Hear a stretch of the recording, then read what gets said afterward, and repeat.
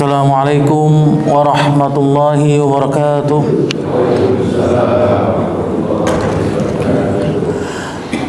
Bismillah, alhamdulillah, wassalatu wassalamu ala rasulillah, nabiyinal karim al-mustafa wa mawala, Sayyidina Muhammad ibn Abdillah, salatullahi wa salamuhu, ballaghar risalah wa addal amanah, wa nasahal ummah, wa jahada fillahi haqqa jihadih, hatta tarakana alal bayda lailuha kanahariha la yazigu anha illa halik. Salatullahi wa salamuhu ala alihi wa sahbihi wa man tabi'ahum bi ihsanin wa jihadin wa ittiba'in ila yaumiddin. Qala Allah Ta'ala fi Qur'anil Karim, ya ayyuhalladzina amanu ittaqullaha haqqa tuqatih wa la tamutunna illa wa antum muslimun. Wa qala ta'ala, ya ayyuhan nasu ittaqu rabbakumul ladzi khalaqakum min nafsin wahidah wa khalaqa minha zawjaha wa bassa minhuma rijalan katsiran wa nisaa wattaqullaha alladzi tasaaluna bihi wal arham innallaha kana 'alaikum raqiba. Wa qala ta'ala, ya ayyuhalladzina amanu ittaqullaha wa qulu qawlan sadida yuslih lakum a'malakum wa yaghfir lakum dhunubakum wa man yuti'illaha wa rasulahu faqad faza fawzan 'azima. Amma ba'd. Rabbi israh li sadri wa yassir li amri wahlul 'uqdatam min lisani yafqahu qawli. Ba'd. Barakallahu fikum. Alhamdulillah, segala puji bagi Allah Subhanahu wa taala yang telah melimpahkan nikmat-Nya kepada kita, yaitu nikmat iman wal Islam, yang mana dengan kedua nikmat tersebut kita masih diberikan kesehatan, kekuatan oleh Allah Subhanahu wa taala dalam rangka sedikit mempelajari agama Allah dan berusaha untuk mengamalkan sunnah Rasulnya sallallahu alaihi salatu wassalam. Salat dan salam kita curahkan kepada Nabi besar kita Muhammad sallallahu alaihi salatu wassalam beserta para keluarganya, para sahabatnya dan pengikutnya. Taib, barakallahu fiikum. Kita akan lanjutkan pembahasan kita syarah Riyadhus Shalihin li fadilati Syekh Shalih Al-Utsaimin rahimahullahu taala. Alhamdulillah, kita sudah masuk kepada hadis yang pertama, yaitu berkenaan dengan bab ikhlas dan menghadirkan niat di dalam seluruh amalan dan perkataan. Taib. Al-Imam An-Nawawi rahimahullahu taala, beliau memulai pembahasan bab niat itu dengan hadis yang masyhur yang sudah kita hafal mungkin dari sahabat yang mulia Umar bin Khattab radhiyallahu taala anhu, bahwasannya beliau pernah mendengar Rasul yang mulia sallallahu alaihi wasallam bersabda, innamal a'malu binniyat. Ini antum sudah hafal insyaallah ya, di luar kepala. Wa innama likulli imri'in ma nawa. Faman kanat hijratuhu ila Allahi wa rasulih fa hijratuhu ila Allahi wa rasulih. Wa man kanat hijratuhu lidunya yusibuha aw imra'atin yankihuha fa hijratuhu ila ma hajara ilaih. Rawahul Bukhari wa Muslim. Jadi hadis yang pertama ini yang dibuka oleh Imam An-Nawawi pada pembahasan bab niat dari sahabat Umar bin Khattab radhiyallahu taala anhu. Beliau pernah mendengar Rasul yang mulia bersabda, sesungguhnya seluruh amalan tergantung dari niatnya, dan setiap seseorang itu dilihat dari apa yang diniatkan olehnya. Maka barang siapa yang hijrahnya atau niatnya karena Allah dan Rasulnya, maka hijrahnya atau niatnya akan mendapatkan seperti apa yang diniatkan, yaitu karena Allah dan Rasulnya. Wa man kanat hijratuhu lidunya, dan barang siapa yang niatnya itu karena dunia atau seisinya ataupun karena wanita, fa hijratuhu ila ma hajara ilaih, dan hijrahnya sesuai dengan apa yang diniatkan olehnya. Hadis riwayat Al-Imam Bukhari dan Muslim.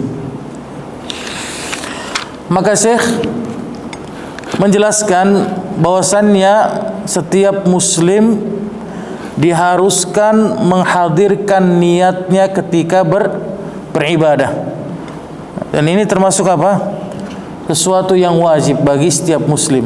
Jadi kalau misalkan antum atau kita semuanya ingin berbuat kebaikan yang tadinya amalan tersebut adalah amalan yang mustahab, yang di sisi Allah Subhanahu wa taala adalah amalan yang biasa saja, kemudian antum niatkan seperti minum, makan, tidur, istirahat, berkendara, mencari nafkah dan sebagainya, antum niatkan karena Allah semuanya, maka akan menjadi apa? Menjadi ibadah amalan tersebut. Yang tadinya amalan-amalan yang mustahab.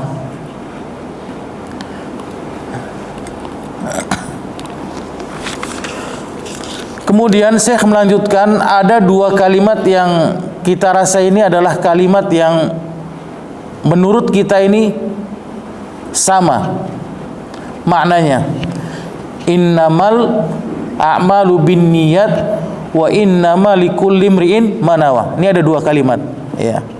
Jadi kalau menurut kita ini sama. Sesungguhnya amalan tergantung dari niatnya, dan seseorang dilihat dari apa yang diniatkan olehnya. Ini kalau menurut kacamata kita ini sama maknanya. Akan tapi Syekh mengatakan kedua kalimat ini bermakna yang berbeda. Kalimat yang pertama, innamal a'malu binniyat, sesungguhnya amalan tergantung dari niatnya, ini merupakan sebab, asbab, ya. Fayubayyinu fiha, maka Rasul yang mulia menjelaskan, anna kulla amalin labudda fihi min niyah, bahwasannya seluruh amalan maka diharuskan harus dengan niat. Ini sebabnya, sebab diterimanya amalan seorang hamba.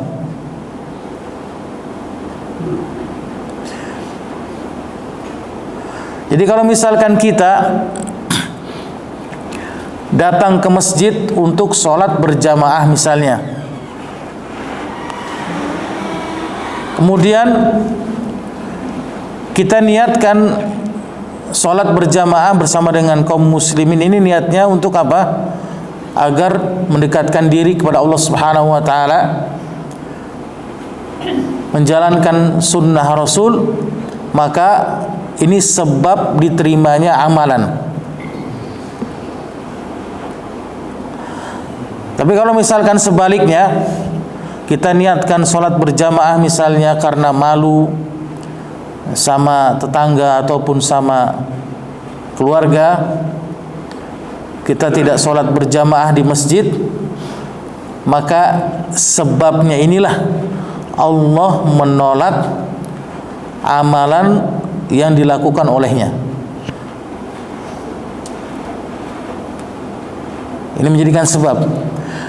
Kemudian kalimat yang kedua, wa innama likulli imri'in ma nawa, dan sesungguhnya setiap seseorang itu tergantung apa yang telah diniatkan olehnya. Nah, ini menjadikan apa? Ini menjadi hasil atau menjadi buah dari niat yang diniatkan olehnya. Yaitu apa? Kalau misalkan dia niatnya karena Allah, maka dia mendapatkan apa? Natijah. Hasilnya apa? Pahala dari Allah. Nah, ini. Jadi berbeda ya antara dua kalimat. Kalimat yang pertama ini sebab diterimanya amalan. Kalimat yang kedua ini apa? Hasil dari amalan perbuatan seorang hamba. Nah, tergantung dari apa? Dari amalan yang pertamanya. Kalau misalkan niatnya yang pertama itu karena makhluk, maka dia akan mendapatkan apa? Hasilnya sama juga, dia mendapatkan apa yang diniatkan olehnya. Sebagaimana Allah Ta'ala berfirman, ya, kalau misalkan kita niatnya ini karena dunia misalnya, maka Allah memperingati orang tersebut dengan firman-Nya dalam Quran surat Al-Isra ayat 18, "Man kana yuridul ajilah ajjalna lahu fiha ma nasha liman nurid." Barang siapa yang menginginkan untuk menyegerakan amalan balasan di dunia, maka kami akan segerakan balasan baginya. Urusan di dunia. Ya, ini apa kata Allah? Liman nasya, yaitu terserah kami, kata Allah Subhanahu wa taala. Jadi tergantung Allah mau berikan dia balasan di dunia atau tidak. Ya. Jadi rugi nggak kalau misalkan ada seorang yang dia berniat misalkan bekerja niatnya untuk karena makhluk, karena seseorang, bukan diniatkan karena Allah, atau karena untuk mencari pujian, jabatan, promosi dan sebagainya, atau gaji yang lebih daripada sebelumnya. Ini niatnya karena dunia. Bisa jadi Allah apa? Tidak memberikannya. Ini janjinya Allah Subhanahu wa taala bagi orang yang apa? Bagi orang yang dia berniat karena dunia atau karena makhluk. Ya, Allah akan berikan apa? Liman nasya. Yaitu tergantung Allah Subhanahu wa taala memberikannya. Ya. Pernah nggak kita jujur? Kita berniat sesuatu karena apa yang kita inginkan. Misalkan tujuan kita niatnya untuk dunia. Ya, kita bekerja misalnya. Kemudian kita sudah berusaha untuk mendapatkan hasil dari niat kita, dari sebab tujuan niat kita ini, tapi apa? Malah tidak diberikan, ya, dari hasil jeripayah kita. Inilah tergantung Allah Subhanahu wa taala memberikan kepada orang tersebut, atau tidak diapresiasikan oleh atasan kita ataupun oleh orang yang kita inginkan ataupun oleh sesuatu yang kita inginkan. Ini janji Allah Subhanahu wa taala.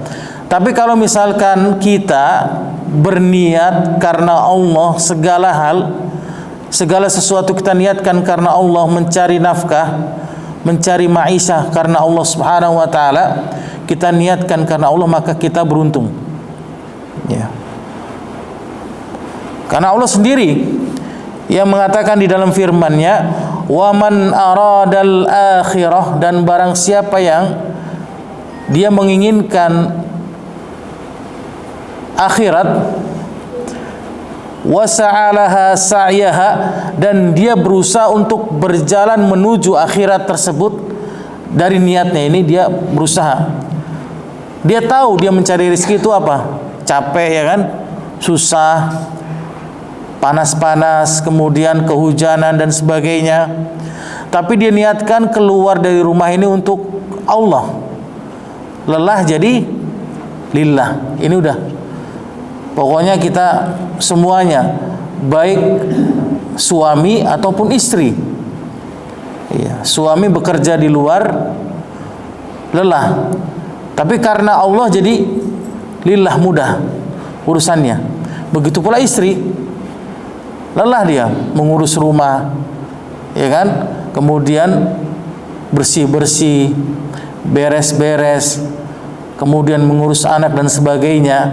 Kalau misalkan diniatkan itu bukan karena Allah, jadi apa? Berat. Pekerjaannya itu jadi berat. Sama dengan suami juga. Kalau diniatkan bukan karena Allah akan susah, berat. Tapi kalau diniatkan karena Allah, itu akan Allah mudahkan, dan dia berusaha untuk apa? Menuju akhirat Allah. Wa huwa mu'min, maka dia dikatakan sebagai seorang mukmin, orang yang beriman, kata Allah. Kalau tujuannya itu untuk apa? Akhirat. Ini janjinya Allah. Faulaika kana sa'yuhum mashkura, dan merekalah apa yang diharapkan dari tujuannya adalah akhirat, maka mereka adalah orang-orang yang bersyukur. Tujuannya akhirat. Al-Quran surat Al-Isra ayat 19 di sini. Jadi intinya bagaimana kesimpulannya? Seseorang itu tergantung dari apa? Tujuan, sebab dia amalan tersebut. Kalau karena Allah, maka dia hasil yang didapat itu karena Allah juga. Falihadza, oleh karena ini Syekh mengatakan, qala ahlul ilmi, maka berkata ahlul ilmi, para ulama, hadzanil hadisan yajma'anid din kullahu. Jadi dua hadis ini terkumpul tentang permasalahan pokok agama. Apa aja itu dua hadis ini? Hadis yang pertama dijelaskan oleh beliau, hadis tentang innamal a'malu binniyat yang kita bahas ini. Ini mencakup apa? Mencakup timbangan urusan amalan hati. Ini niat, amalan hati. Jadi dilihat dulu amalan hatinya itu, kalau misalkan karena Allah, maka Allah akan berikan balasannya. Kemudian hadis yang kedua dijelaskan oleh beliau, hadis dari Ibunda Aisyah radhiyallahu taala anha berkenaan dengan apa? Man amila amalan laisa alaihi amruna fahuwa raddun. Barang siapa yang dia beramal yang bukan dari urusan kami, maka dia tertolak. Maka ini timbangan dalam beragama secara zahir yang nampak. Ini dua hadis ini berkenaan dengan apa? Mencakup seluruh agama yang mulia ini, agama Islam. Ya. Yang pertama berkenaan dengan apa? Timbangan amalan hati.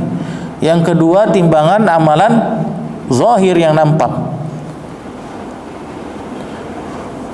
Ya. Maka seseorang muslim misalkan dijelaskan oleh Syekh, dia tinggal di negeri kafir, misalnya di negeri Amerika, Australia, Singapura ataupun yang lain ya.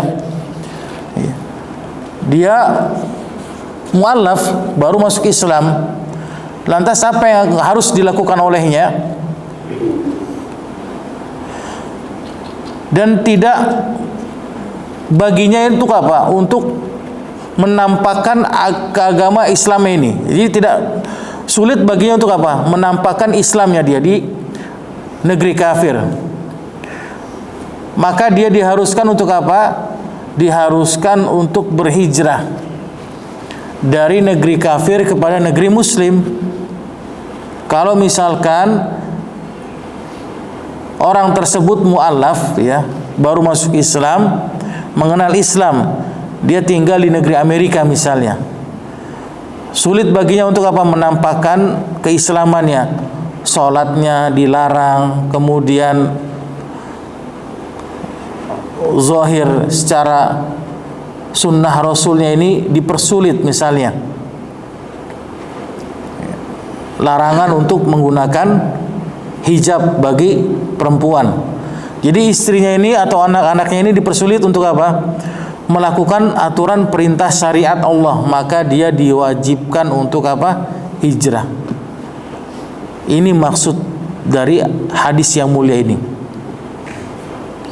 Jadi ini dikatakan hijrah yang sebenarnya, yaitu hijrah seseorang hijrah dari darul kufur ila daril muslim.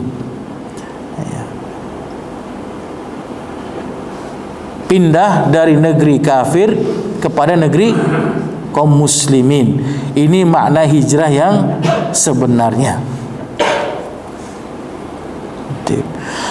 Maka dikatakan oleh Syekh, aqsamul hijrah, macam-macam hijrah di sini ada 3 kata beliau. Yang pertama hijratul makan, yaitu hijrah pindah dari satu tempat ke tempat yang lainnya. Apa contohnya? Ka'an yantaqil insan min makanin, seperti seorang itu pindah dari tempat yang dia pertama di situ. Taksuru fihil ma'asi, di tempat dia tinggal ini banyak terdapat maksiat. Orang nongkrong-nongkrong ya, main gitar, kemudian mabuk-mabukan di tempat dia ini, lingkungan dia. Ini biasa maksiat biasa. Perempuan dan laki-laki apa? Ikhtilat, pacaran ataupun sebagainya. Ini hal yang biasa yang bukan menjadi hal yang dilarang. Maka apa kata Syekh? Maka dia harus pindah dari tempat tersebut kepada tempat yang lebih baik darinya. Maka ini dikatakan dengan apa? Hijratul makan. Ya, pindah dari tempat kepada tempat yang lainnya. Begitu pula misalkan dia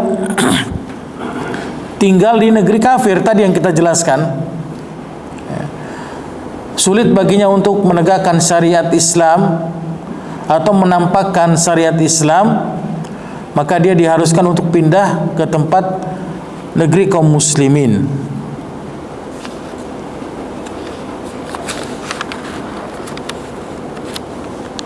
Kemudian macam hijrah yang kedua dijelaskan oleh Syekh,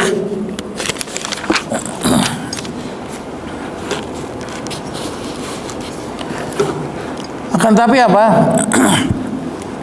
Dari macam hijrah yang pertama, ya. Fala yajuzu lil insan an yusafira ila baladil kufr illa bi syurutin salasah. Seseorang muslim dilarang safar ke negeri orang-orang kafir kecuali dengan 3 syarat. Ini masuk kepada macam hijrah yang pertama tadi, ya. Masih hijrah yang pertama. Jadi kalau seorang muslim misalkan dia mau pelesiran atau mau pergi ke negeri Singapura ataupun Australia, Amerika dan negeri-negeri yang lainnya, negeri kafir, maka dia dilarang kecuali dengan 3 syarat. Ini sepakat para ulama, ya. Syarat yang pertama, ayyakuna indahu ilmun yadfa'u bihi asyubhat, maka dia harus apa? Memiliki ilmu untuk mengkanter atau membentengi dirinya dari apa? Dari syubhat. Apa itu syubhat? Pemikiran-pemikiran yang keluar dari ajaran Islam. Ini diharuskan dia sebelum misalkan dia berniat untuk pergi ke Australia misalnya, atau berniat untuk pergi ke Singapura, maka dia harus apa? Belajar dulu, belajar agama yang benar dulu, supaya apa?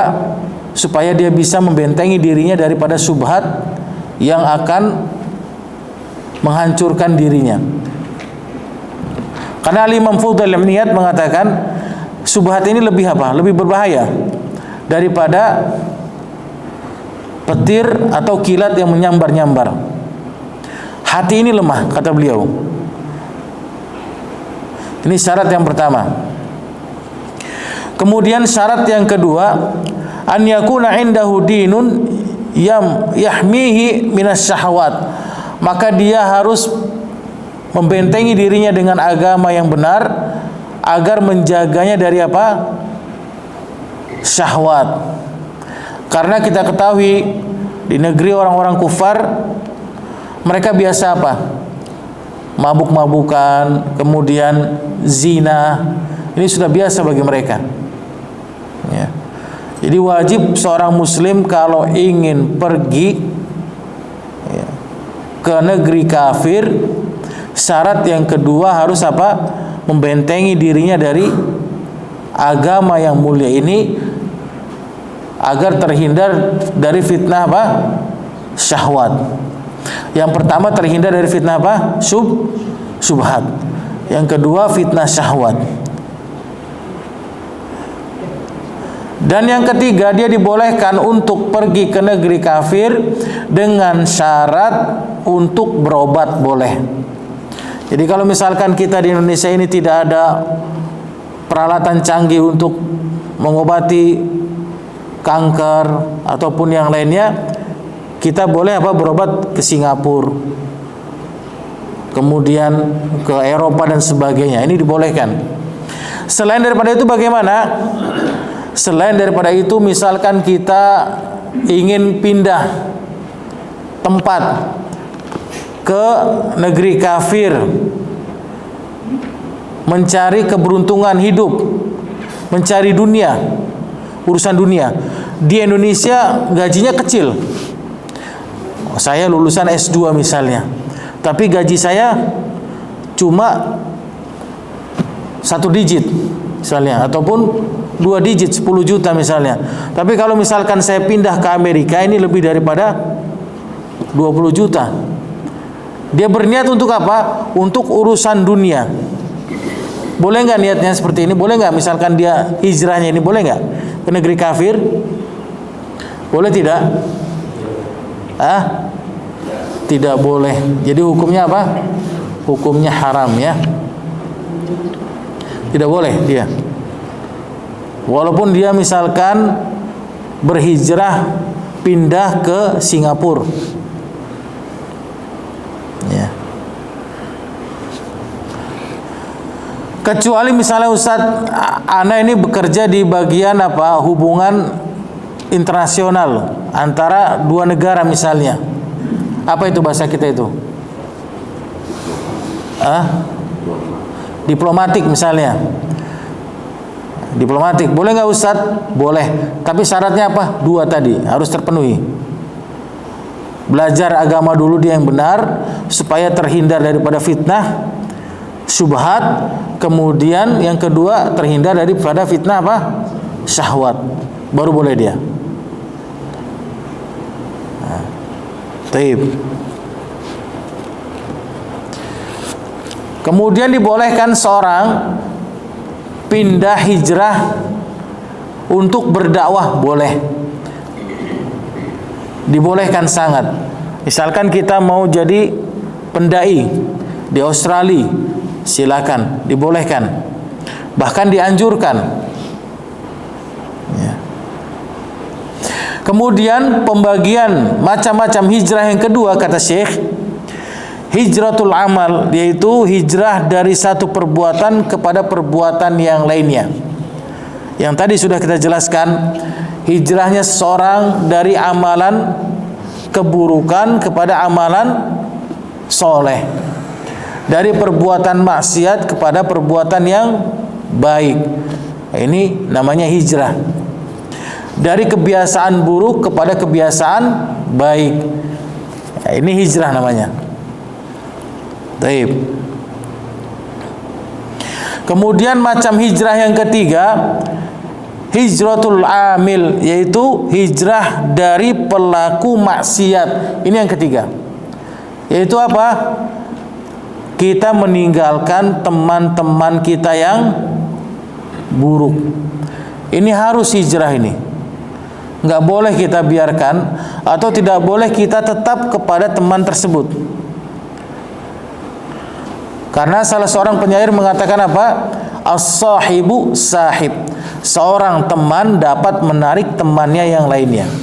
Contohnya anak kasih tahu ke antum.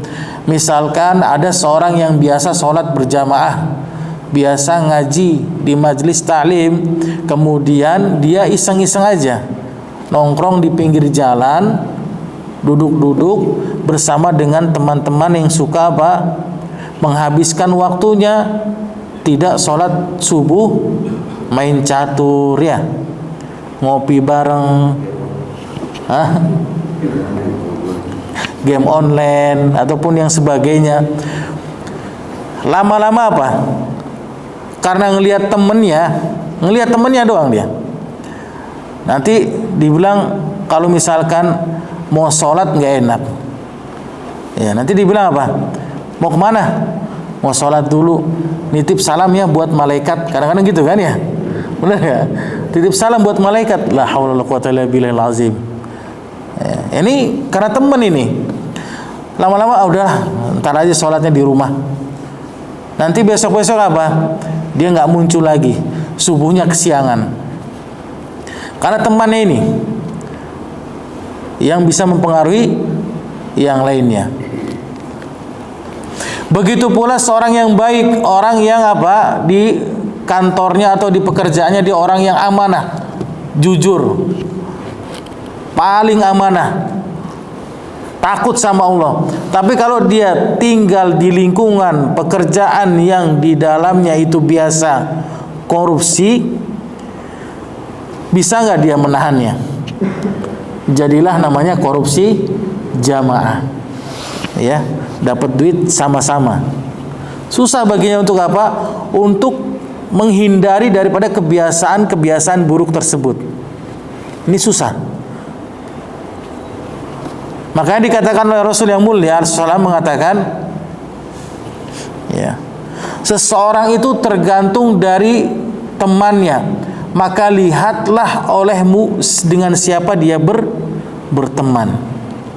Jangan salahkan kita, misalkan orang tersebut kita lihat nongkrong bersama dengan orang-orang yang nggak benar misalnya, walaupun dia orang baik, tapi kebiasaan dia nongkrong bersama dengan teman-teman yang buruk, ya, kemudian dia keikut, maka jangan salahkan kita untuk menilai dia menjadi orang yang buruk karena teman-temannya. Ini Rasul sendiri mengatakan, ya, seperti itu. Terus pertanyaannya, Ustadz, boleh nggak kita berdakwah misalnya di tempat lingkungan atau di tempat di mana maksiat di dalamnya, tempat lokalisasi perzinahan, prostitusi misalnya, di mana di dalam itu banyak para pelacur dan sebagainya. Boleh nggak menurut antum? Ana mau niat nih, mau dakwah nih di perempuan-perempuan berzina. Niatnya mau dakwah dia, boleh nggak? Kira-kira menurut antum?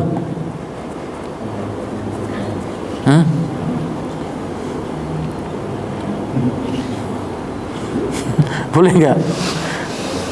Kan ada ya sebagian dari kita yang berpikiran bahwasannya boleh kan? Boleh berdakwah di tempat-tempat seperti itu, ya. Maka sebaiknya jangan kita lakukan hal tersebut.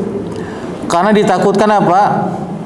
Kita berdakwah kepada orang-orang yang seperti itu di tempat itu, maka tidak akan menghasilkan manfaat.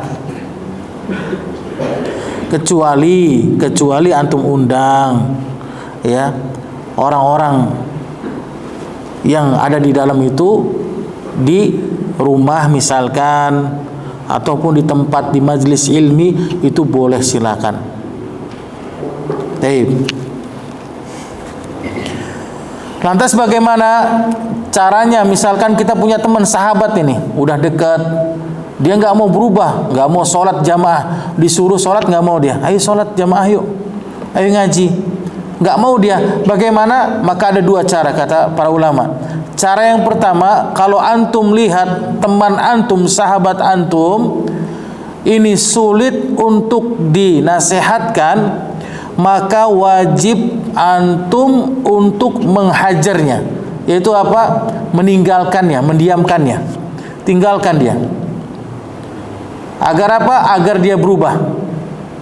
Ini Ini cara yang pertama, agar dia berubah, meninggalkan kebiasaan buruk dia dari nggak malas untuk sholat berjamaah, malas untuk ngaji dan sebagainya. Cara yang kedua, kalau misalkan kita lihat, wah ternyata nggak ada manfaatnya ini, sudah ditinggalkan, didiamkan, nggak diajak ngobrol, masih saja, bahasa Betawinya apa? Tambeng ya, masih aja tambeng dia, udah dikasih tahu ngeyel dia. Bagaimana cara yang kedua? Cara yang kedua, nggak boleh kita tinggalkan teman seperti itu, yaitu kita nasihatkan dia. Karena kalau kita tinggalkan, manfaatnya nggak ada malah buat dia, malah lebih jauh dia daripada Islam. Antum paham di sini? Nah, maka antum harus dekati dia, nasihati dia, kasih hadiah. Ya. Antum kasih hadiah apa dia? Mobil, insya Allah dia mau. Ya, mobil langsung mau dia, insya Allah. Anak yakin.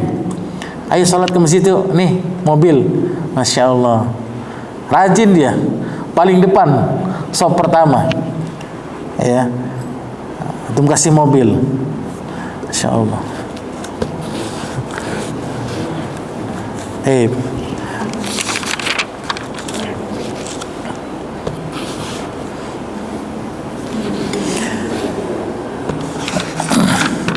Kemudian kita masuk pada hadis yang kedua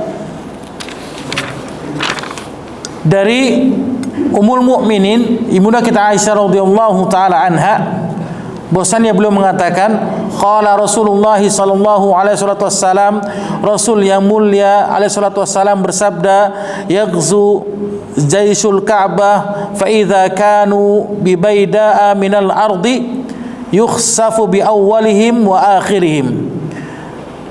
Ada satu pasukan tentara yang sangat kuat sekali, kata Rasul, yang hendak menghancurkan Ka'bah. Ini anak-anak kecil sudah tahu ini, orang-orang TPA ini, anak-anak TPA. Apa itu tentaranya? Tentara Abraha, ya, yang hendak menghancurkan Ka'bah. Dari mana Abraha ini? Dari Yaman. Pasukan gajah ini dikenalnya. Maka ketika dia mendekati Ka'bah, fa idza kanu bi baida'a minal ardi, maka ketika dia mendekati Ka'bah, ketika itu apa? Allah benamkan Abraha bersama dengan bala tentaranya semuanya ke dalam tanah dari awal sampai akhir. Jadi semuanya Allah benamkan semuanya.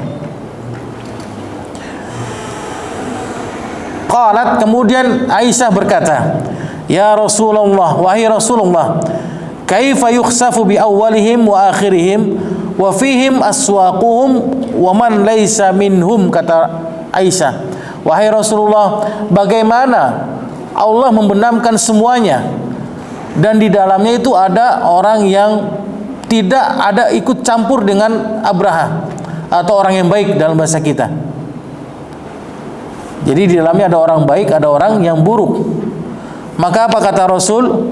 Qala yukhsafu bi awwalihim wa akhirihim thumma yub'atsuna ala niyyatihim. Mereka dibenamkan semuanya, kemudian mereka dibangkitkan tergantung oleh niatnya.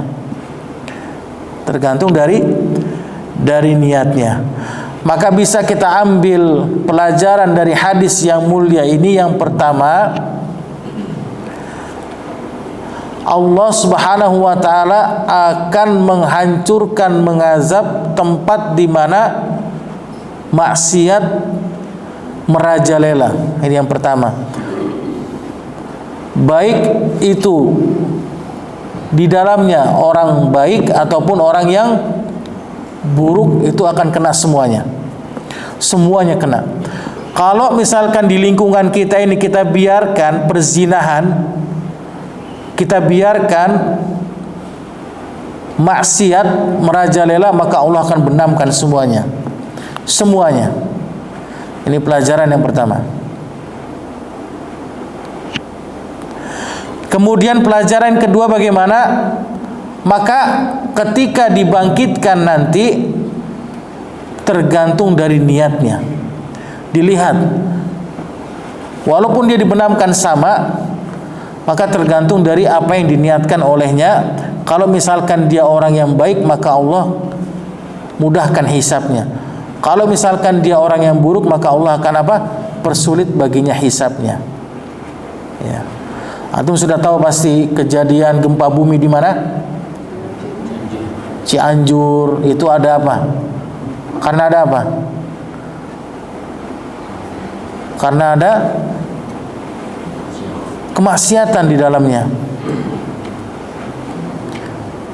Tsunami di Aceh, antum tahu kan kejadiannya itu bagaimana sebelumnya, sebelum Allah luluh lantahkan, itu karena ada kemaksiatan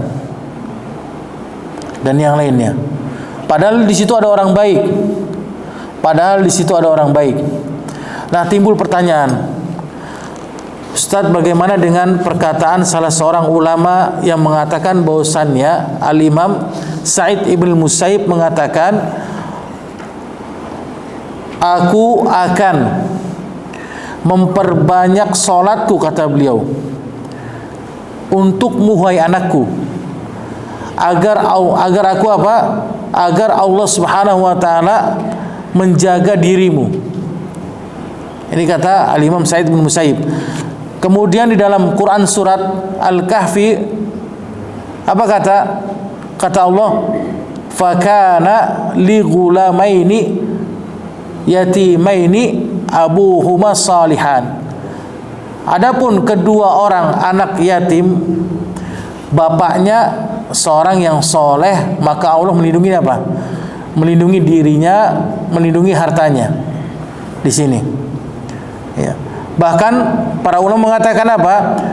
Kalau kita bertetangga dengan orang yang soleh, maka karena sebab Allah, kemudian orang tersebut Allah melindungi mereka semuanya.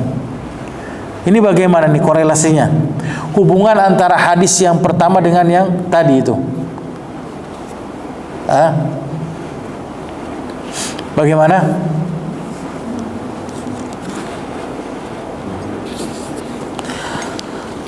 Antum pahami di sini, hadis yang menghancurkan semuanya itu dari Ibnu Aisyah radhiyallahu ta'ala anha merupakan dosa yang sudah sangat sekali apa?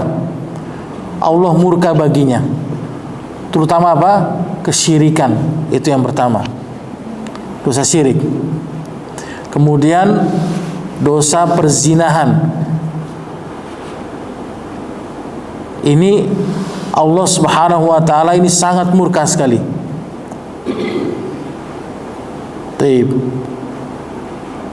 Tapi selama masih ada orang-orang soleh di lingkungan kita, maka insya Allah ta'ala Allah akan melindungi diri kita karena sebab orang-orang soleh tersebut. Dan ini janji Allah Subhanahu wa ta'ala. Taib, barakallahu fikum, wallahu ta'ala ala wa alam. Kita cukupkan pertemuan kali ini. Insya Allah kita akan lanjutkan. Wahdana ila siratil mustaqim.